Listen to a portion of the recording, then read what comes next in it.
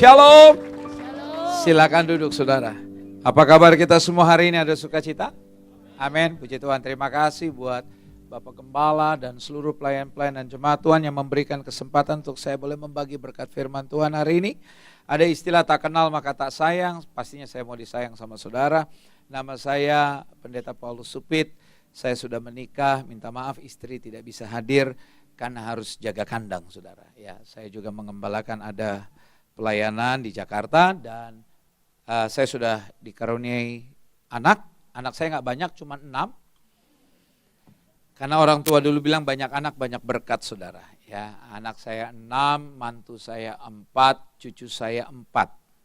Jadi anak saya yang sudah menikah punya anak 1 ya.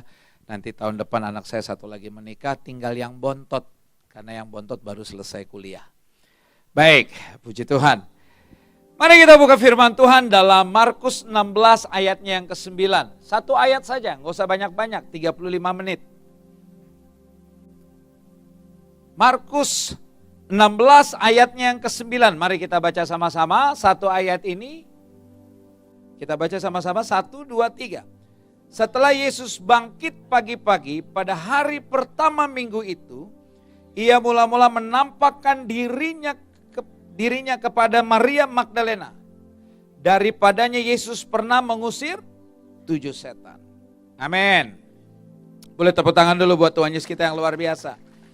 Kalau saudara perhatikan di dalam ayat ini ada sesuatu yang boleh dikatakan sedikit aneh.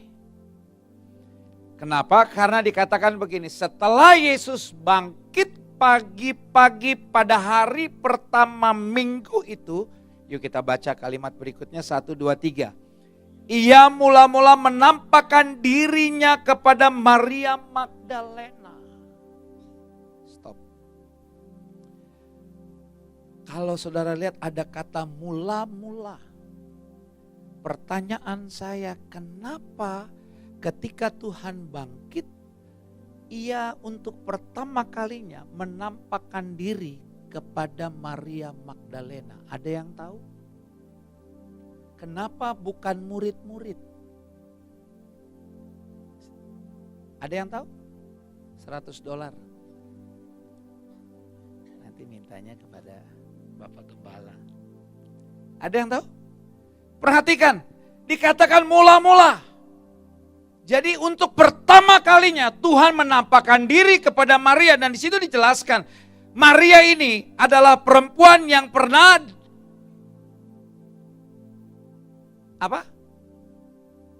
Perempuan yang pernah Tuhan Yesus layani, di mana saat itu Tuhan Yesus mengusir 7 setan. Kenapa bukan murid-murid? Di mana murid-murid? Ini yang menjadi pertanyaan. Kenapa harus Maria Magdalena? Saudara, jawabannya sederhana sekali. Dan ini penting buat kita semua. Kenapa bukan murid-murid yang kita tahu persis? Murid-murid adalah orang-orang yang selalu mengiring Yesus. Betul, Maria juga mengiring Yesus. Tetapi murid-murid jauh lebih mengenal Tuhan Yesus. Tapi untuk pertama kali ketika dia bangkit, dia memperlihatkan dirinya kepada Maria Magdalena. Karena Maria Magdalena adalah seorang wanita perempuan yang sungguh-sungguh mengasihi Tuhan. Pak, murid-murid apa gak mengasihi Tuhan? Saya mau bilang, mereka mengasihi Tuhan, tapi tidak seperti Maria mengasihi Tuhan. Bukan soal berapa lama kita sudah melayani Tuhan, Bapak Ibu. Tapi saya mau bilang hari ini, Tuhan lihat hati saudara. Aminnya cuma 2. Bukan bagaimana kita melayani Tuhan, tapi sekali lagi, Tuhan lihat hati kita. Bukan seberapa banyak gelar yang kita miliki, jabatan yang kita miliki dalam pelayanan. Tapi Tuhan lihat hati kita. Itu yang penting saudara, di mata Tuhan.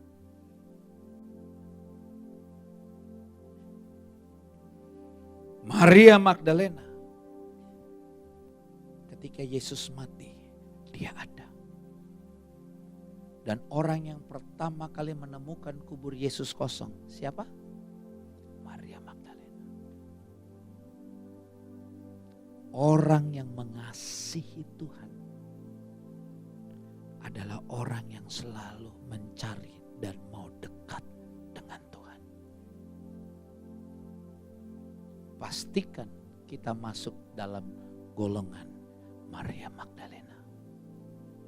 Orang yang memiliki hati yang sungguh-sungguh mengasihi Tuhan. Yang selalu mau mencari Tuhan. Dan selalu mau melekat dekat dengan Tuhan. Bukan seberapa, boleh pemain musik. Bukan seberapa bagusnya kita melayani. Mahirnya kita memainkan musik, suara yang bagus. No. Sekali lagi Tuhan lihat hati. Coba tanya sama diri kita, apakah kita sungguh-sungguh mengasihi Tuhan? Jangan-jangan kita melakukan segala sesuatu dengan rutinitas.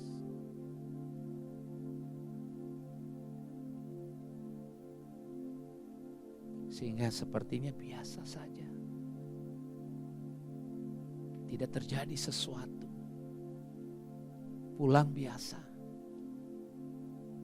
Tidak ada yang kita rasakan. Bagaimana waktu saudara memuji Tuhan, kita bisa lihat.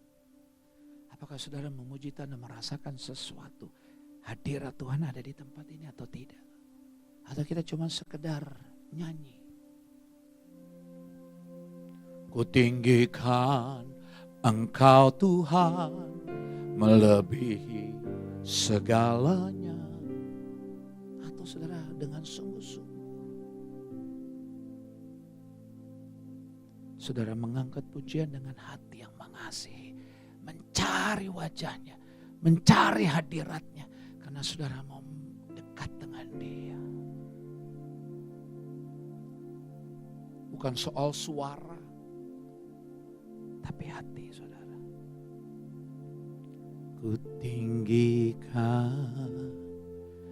Engkau Tuhan melebihi segalanya, lebih dalam ku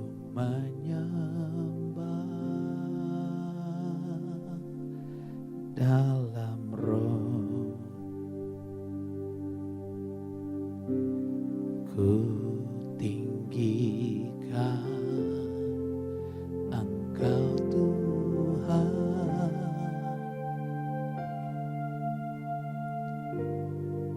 segalanya lebih dalam ku menyembah.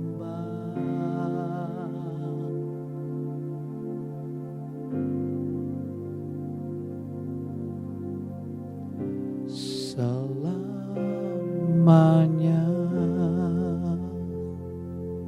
Tuhan lihat hati saudara. Saudara tahu gak, waktu saudara memuji Tuhan dengan hati yang sungguh-sungguh mengasihi Tuhan, Alkitab mengatakan Allah bertata di atas puji-pujian. Artinya waktu saudara memuji Tuhan, saudara paksa Tuhan hadir ada di tempat di mana saudara berada. Saya ulangi, kalau saudara memuji Tuhan dengan hati yang sungguh-sungguh mengasihi Tuhan, saudara sedang memaksa Tuhan untuk hadir ada di tempat di mana saudara berada. Aminnya baru 3. Saya ulangi nih saudara. Waktu saudara memuji Tuhan dengan hati yang sungguh-sungguh mengasihi Tuhan. Saudara sedang paksa Tuhan untuk hadir ada di tempat di mana saudara berada. Tepuk tangan dulu buat Tuhan. Dan kalau ada Tuhan saudara di pihak kita, Alkitab katakan siapa lawan kita. Dan di mana ada Tuhan, di situ ada mujizat. Tepuk tangan dulu buat Tuhan. Doa juga saudara, waktu saudara berdoa, doalah dengan sungguh-sungguh. Karena doa adalah kendaraan kita untuk kita bisa sampai ke tempat di mana Tuhan ada. Ada amin. Jangan lakukan dengan rutinitas. Jangan beribadah dengan rutinitas. Datang dengan hati yang sungguh-sungguh mengasihi Tuhan. Ada amin. Saudara tahu, murid-murid dan Maria Magdalena sama-sama orang yang tidak paham kenapa kubur Yesus itu kosong. Kita tahu Maria menyampaikan berita ini kepada murid-murid, tapi murid-murid setengah percaya. Masa sih? Dan dijelaskan di dalam Yohanes 20 ayatnya yang ke-9. Yohanes 20 ayatnya yang ke-9. Yohanes 20 ayat yang ke-9 dikatakan ini.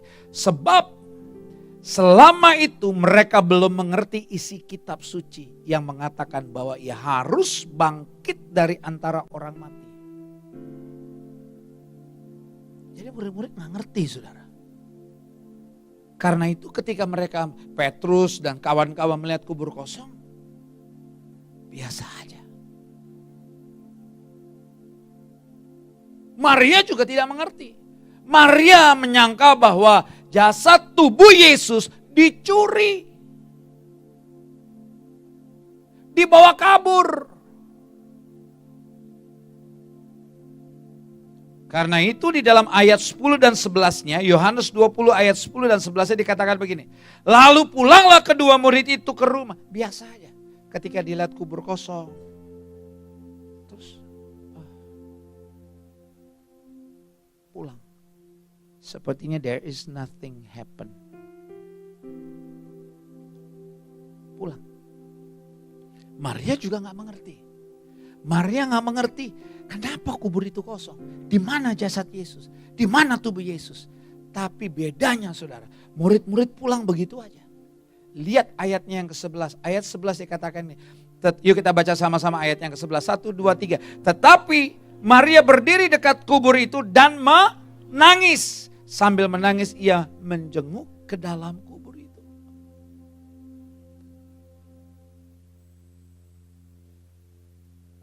Artinya apa? Sama-sama tidak mengerti. Tapi Maria, hatinya.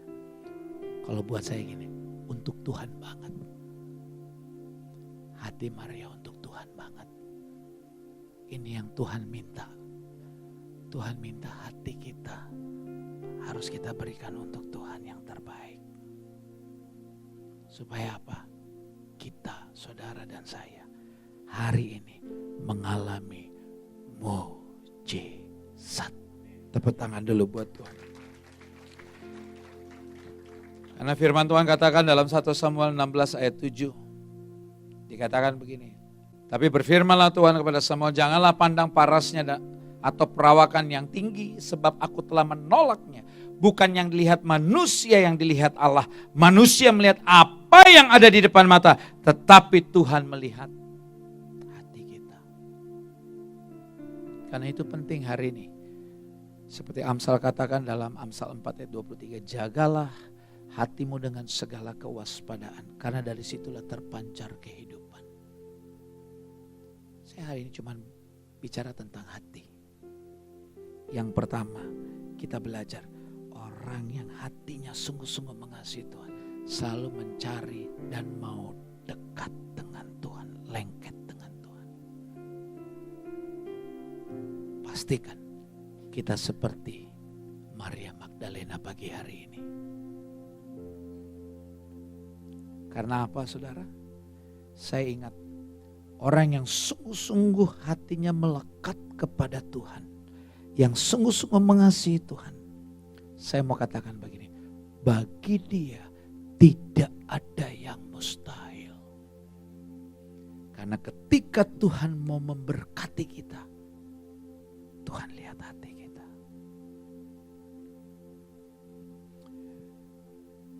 Saya teringat kalau bicara nangis, karena Maria Magdalena nangis. Murid-murid pulang biasa aja, seperti there is nothing happen. Tapi Maria menangis, sekalipun sama-sama gak ngerti. Maria Magdalena pikir tubuh Yesus dibawa kabur. Tapi Tuhan lihat hati. Ada satu peristiwa dalam perjanjian lama. Ketika kita tahu Hana saat itu menikah dengan Penina dan Hana menikah dengan Elkana, dan Penina selalu menyakiti hati Hana. Sampai akhirnya kita tahu kan masalah Hana kan, Hana tidak bisa punya anak karena Alkitab mencatat 2 kali dikatakan Tuhan telah menutup kandungannya. Kalau Tuhan yang tutup, siapa yang bisa buka, saudara? Tidak ada satu kekuatan apapun yang bisa membuka. Ya, intinya Hana dikatakan tidak punya anak. Tapi kalau saudara baca dalam 1 Samuel 1 ayatnya yang ke-10, saat itu Hana berdoa kepada Tuhan sambil menangis terseduh-seduh. Saudara tahu gak menangis terseduh-seduh itu seperti apa? Menangis terseduh-seduh itu seperti ini.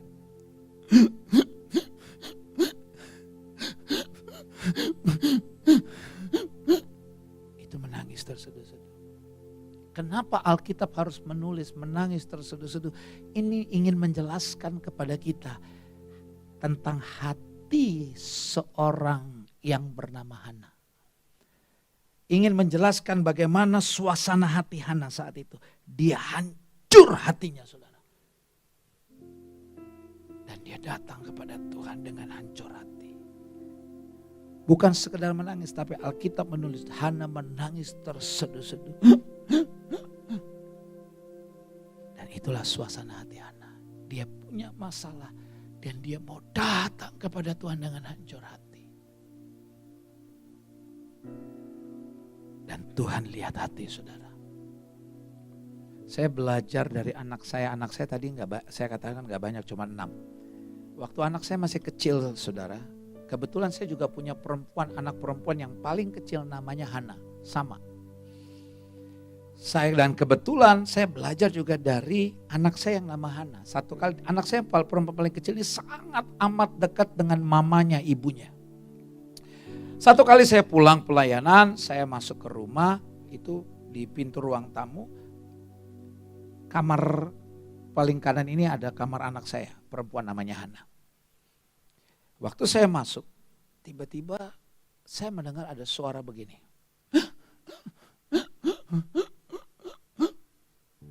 Saya datang, saya buka kamarnya. Saya tanya, Han, kenapa? Kok kamu nangis? Dia duduk di pojok, ini tempat tidur, dia di pojok sana. Kenapa? Dia duduk di pojok di karpet. Saya samperin, kenapa kamu nangis? Kenapa, nak? Mama marahin aku. Kenapa mama marahin kamu? Tadi aku berantem sama Kavela. Saya punya anak satu lagi perempuan namanya Gavela. Kamu berantem. Pasti mama marah karena kamu salah. Dia begitu sedih karena dia yang paling dekat tidur kadang masih dengan kami, dengan ibunya terutama, lengket. Dan waktu mamanya marah dia hancur hati, dia nangis, saudara.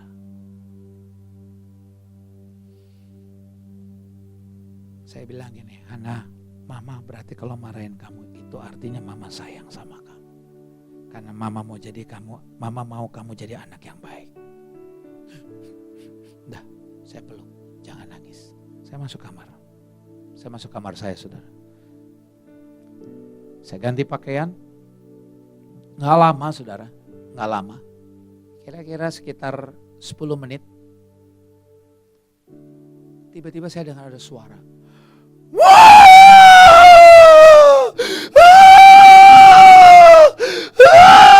Saya lari keluar, saya bilang, apa nih? Anak saya yang namanya Hana nangis lagi. Saya tanya, kenapa lagi Hana? Ini Pak, Kavela. Dia berantem lagi dengan kakaknya. Saya mau kasih tahu saudara, dua anak saya nangis yang pertama sama nangis yang kedua itu beda. Nangis yang kedua, dia teriak nangis itu karena kesal. Jangan pernah saudara di tempat ini nangis itu karena kesal. Halo, orang yang nangis di hadapan Tuhan datang dengan hancur hati mengasihi Tuhan. Aku punya masalah Tuhan, aku butuh Engkau. Aku butuh campur tangan-Mu, kuasa-Mu Tuhan di tempat. Dan sekarang orang udah jarang nangis di gereja saudara.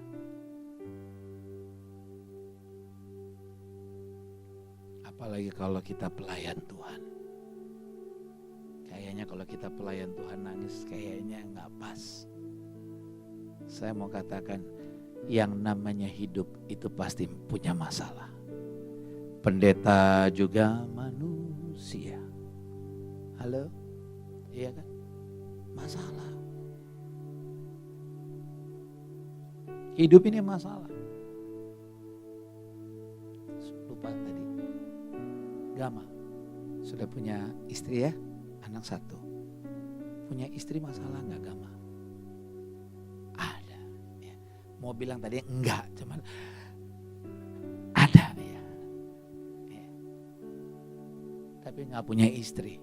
Lebih lagi masalah Gama. Punya anak masalah gak Gama? Masalah. Tapi gak punya anak juga masalah. Punya pekerjaan masalah, gak punya pekerjaan lebih lagi masalah. Punya uang masalah, gak punya uang lebih lagi masalah. Melayani masalah, tapi gak melayani, wow, kayaknya rugi berat. Hidup ini masalah Pak. Tapi di tempat-tempat seperti ini,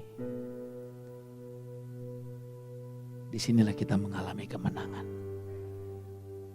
Ada amin. Amin, tepuk tangan dulu dong. Di tempat-tempat seperti ini kita harus mengalami mujizat saudara. Amin. Karena itu Alkitab gak pernah salah. Alkitab berkata jangan tinggalkan ibadah-ibadahmu. Latihan badani terbatas gunanya, tetapi ibadah itu mengandung janji. Tapi bagaimana di tempat seperti ini kita mengalami mujizat? Sekali lagi sederhana banget. Tuhan lihat hati kita saudara hari ini. Apakah saudara hatinya sungguh-sungguh mengasihi Tuhan? Apalagi kalau hari ini engkau punya masalah, datang kepada Tuhan dengan hancur hati. Dan saya pastikan kita akan mengalami seperti Hana. Kita tahu kisah cerita Hana kan endingnya. Hana mempunyai anak yang bernama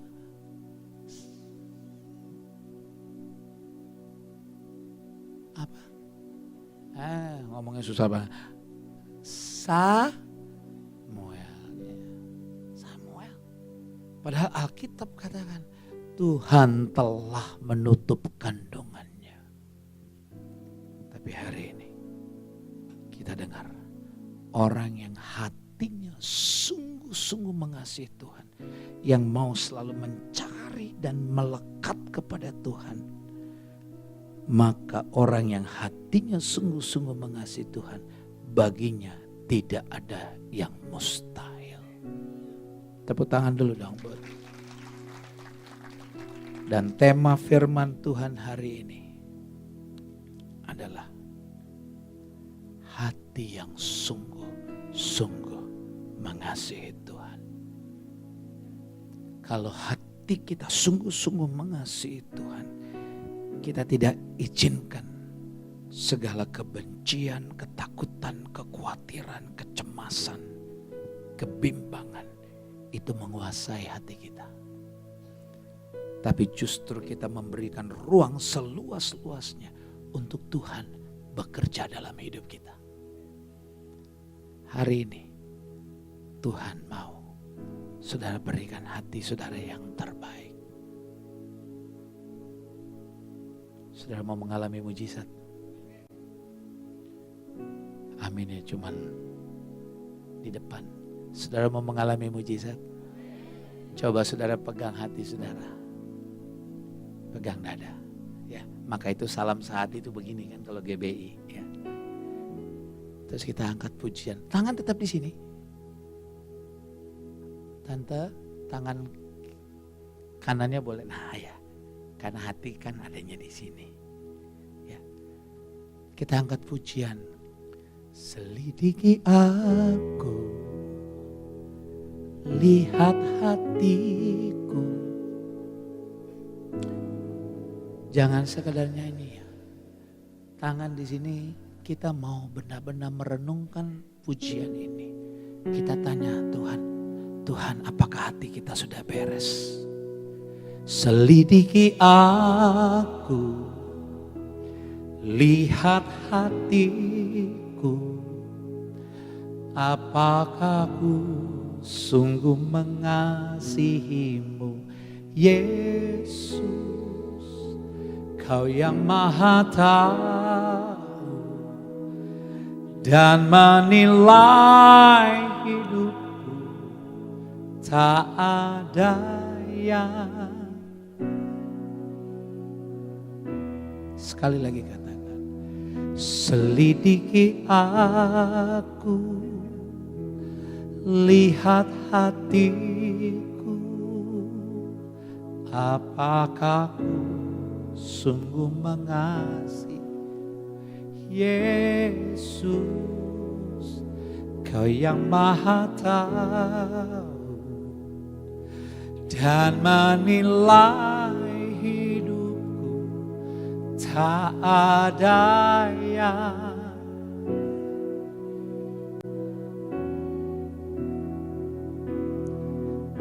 Kulihat kebaikanmu yang tak pernah habis. Amin. Thank you Lord Jesus.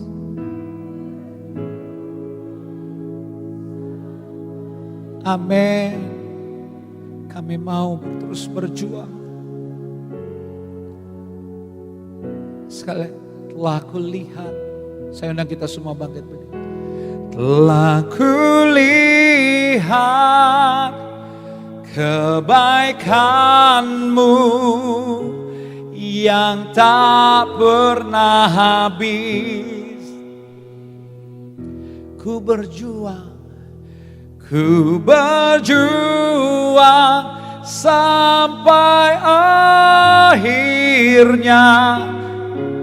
Mari sekali lagi sama-sama katakan, telah kulihat, telah kulihat Kau baik Tuhan.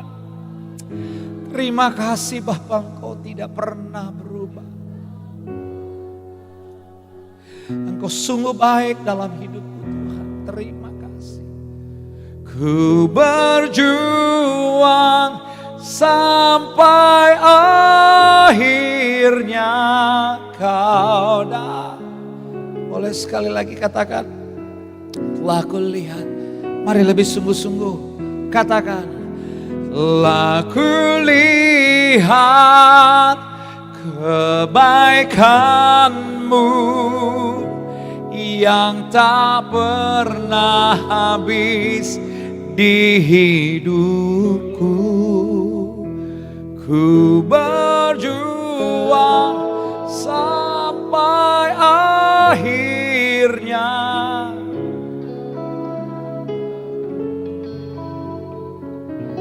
Musik saja mainkan dengan pelan.